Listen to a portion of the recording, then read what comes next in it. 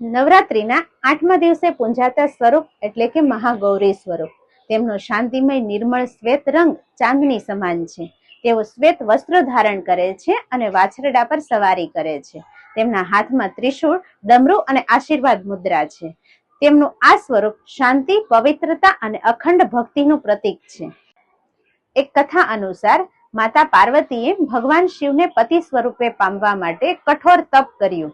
આ તપથી તેમનું શરીર કાળું પડવા લાગ્યું, પરંતુ ભગવાન શિવની કૃપાથી તેઓ ગંગાજળમાં સ્નાન કર્યા પછી પવિત્ર, નિર્મળ અને ગૌરી સ્વરૂપે પ્રગટ થયા. આથી તેઓ મહાગૌરી તરીકે ઓળખાયા. પરંતુ તેમની આ શાંતિમય કાયા માત્ર ભક્તો માટે હતી. અસુરો માટે તો તે એક સંહારક શક્તિ બની. એક વખત અરુણાસુર નામના દૈત્યએ દેવતાઓને પરાજિત કરીને પૃથ્વી પર આતંક મચાવ્યો. આ આતંકથી ભયભીત થયેલા દેવતાઓએ માતાને આરાધના કરી.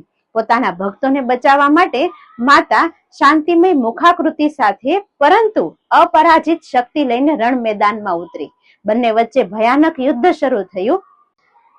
અરુણાસુરે અગ્નિવર્ષા, પર્વત પ્રહાર અને મૃગજળ જેવી મૃગ શક્તિનો ઉપયોગ કરીને દેવીને ભ્રમિત કરવાનો પ્રયાસ કર્યો. પરંતુ માતાની કિરણમય કાયા તે બધી જ માયાજાળને નષ્ટ કરી દેતી હતી.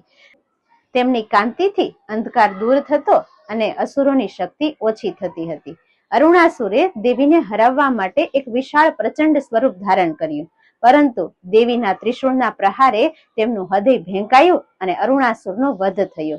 રણ મેદાનમાં અસુરો યુદ્ધ ભૂમિ છોડીને ભાગી ગયા અને દેવતાઓનો વિજય થયો.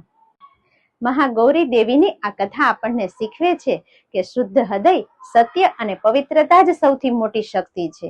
જે વ્યક્તિ શુદ્ધ અને નિર્મળ જીવન જીવશે તે કોઈ પણ અંધકાર અથવા તો કોઈ પણ પ્રકારના દુશ્મન સામે વિજય મેળવી શકશે.